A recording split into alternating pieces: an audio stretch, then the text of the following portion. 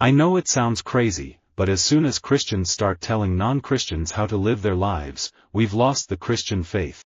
I think there is a great deal of interest still in the Christian faith. At the heart of Christian faith is the story of Jesus' death and resurrection.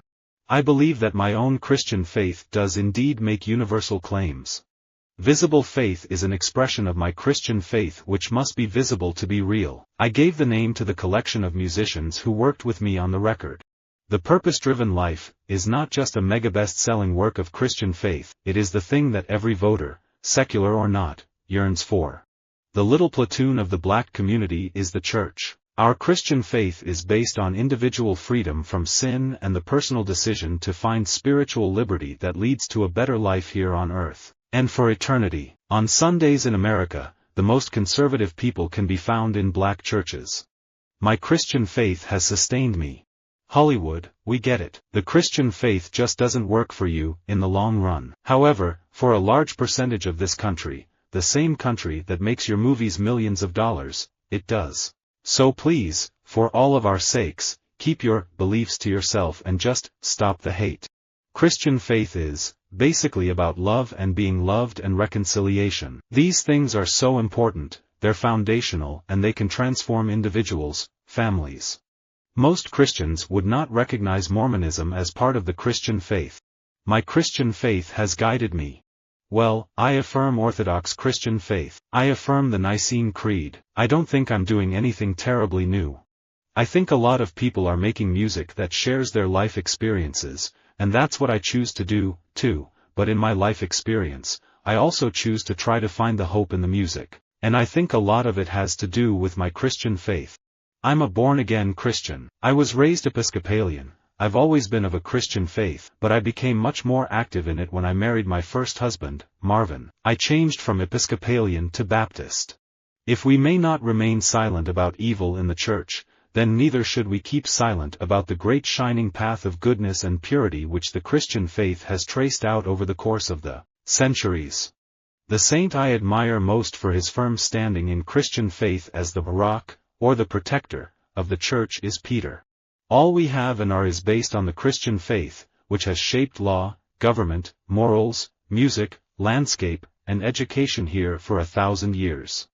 And Jesus, the heart of the Christian faith, is the wildest, most radical guy you'd ever come across.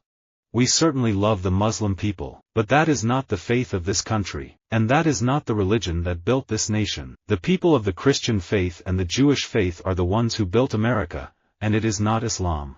The Christian faith is the most exciting drama that ever staggered the imagination of man, and the dogma is the drama.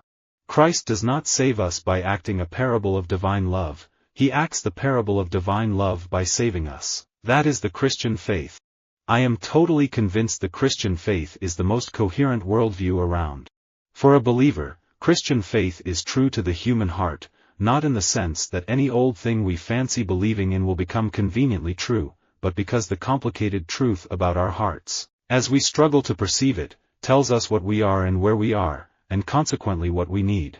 Let me say that I consider myself a deep believer in the reality of God. I might define God quite differently from the way some people in the Christian faith would do so, but I do not doubt the reality of that experience.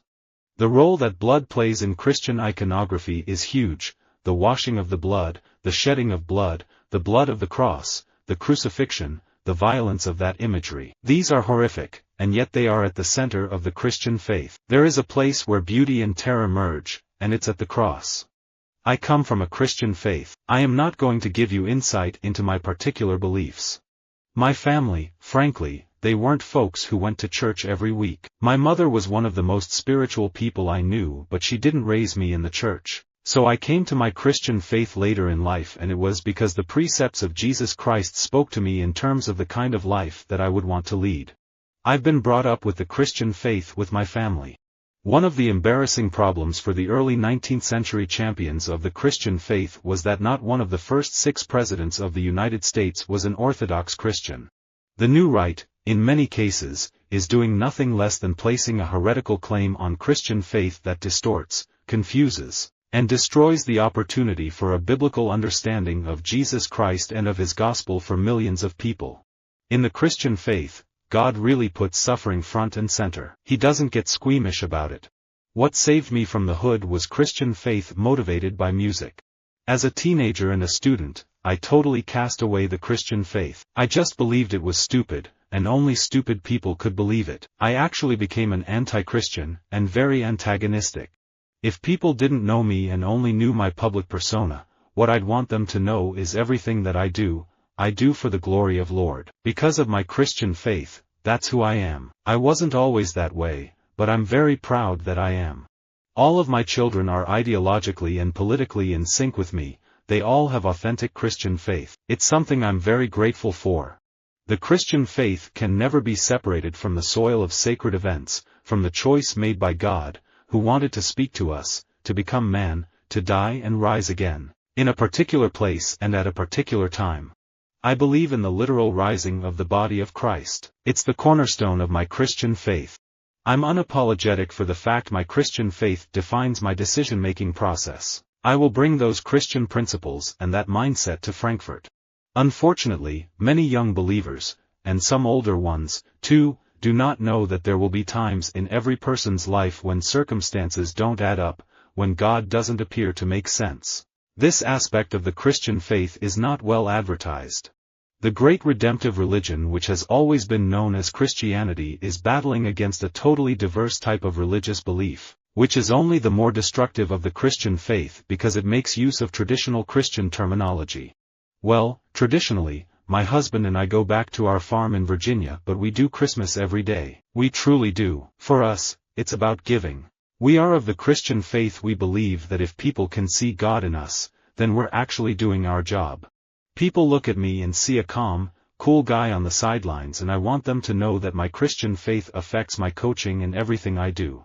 The evangelical Christian faith I'd grown up with sustained me. It demanded that I refuse the drugs and alcohol on offer in our southwestern Ohio town, that I treat my friends and family kindly, and that I work hard in school. Most of all, when times were toughest, it gave me reason to hope. Conservatives and liberals understand the Christian faith as a set of ideas because, so understood, Christianity seems to be a set of beliefs accessible to anyone upon reflection. For Christian faith not to be idle in the world, the work of doctors and garbage collectors, business executives and artists, stay-at-home moms or dads and scientists needs to be inserted into God's story with the world. That story needs to provide the most basic rules by which the game in all these spheres is played. A Christian philosophy of literature begins with the same agenda of issues that any philosophy of literature addresses. Its distinctive feature is that it relates these issues to the Christian faith. I realized that conventional views of Christian faith that I'd heard when I was growing up were simply made up, and I realized that many parts of the story of the early Christian movement had been left out. Your belief system tends to be a function of how you were raised. Being raised in the Midwest and in a relatively conservative household, my views were shaped by my upbringing, by my Christian faith. The sometimes tough love of the Christian faith of my childhood demanded a certain amount of self-reflection and, occasionally, self-criticism. Visit our website for more quotes, quoting.com.